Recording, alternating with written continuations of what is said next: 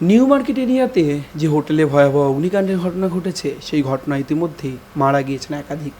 তাদের মধ্যে অনেকেই বলছেন তারা প্রায় প্রত্যেকেই নাকি ভিন দেশের বাসিন্দাও হলেও হতে পারেন, কিন্তু পুলিশি কোনো কনফার্মেশন এখনও পর্যন্ত নেই। আমার সঙ্গে রয়েছেন ওই হোটেল, অর্থাৎ ওই যে বিল্ডিং, সেই বিল্ডিংয়ের যে ফ্লোরে যে তলে আগুন লেগেছে তার ঠিক নিচের তলায় তারা ছিলেন। বাচ্চাকে নিয়ে তারা ইন্ডিয়ায় এসেছেন ট্রিটমেন্ট করানোর জন্য এবং তারা সেই হোটেলে ছিলেন। আমার সঙ্গে রয়েছেন কাউসার ভাই। দাদা, আপনারা মূলত কী ঘটনা ঘটেছে কাল রাতে, ঠিক কী ভয়াবহ অভিজ্ঞতার সম্মুখীন আপনারা হলেন যদি একটু বলেন।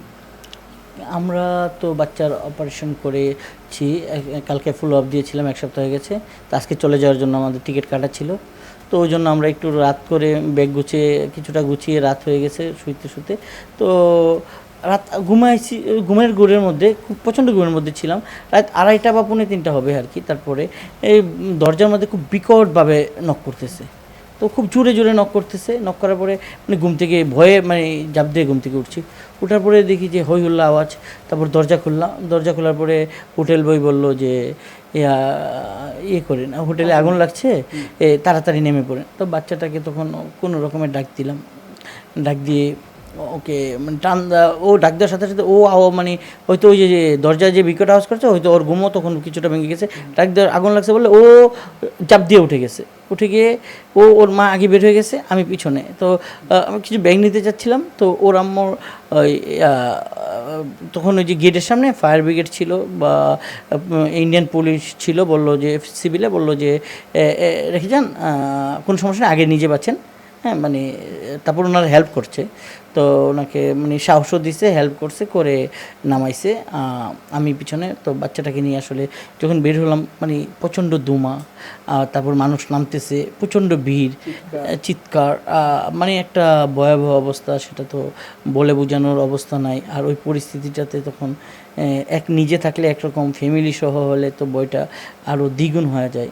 এরকম দুর্বিষহ অভিজ্ঞতা হোটেলের মধ্যে, যে হোটেলে আপনারা ছিলেন, সব কীরকম অলিগলি, কোনো ফায়ার মানে আগুন লাগলে বেরিয়ে যাওয়ার বড় রাস্তা বা দরজা এরকম কিছু দেখেছেন? এরকম নেই, এটাতে কোনটাতে এরকম নেই।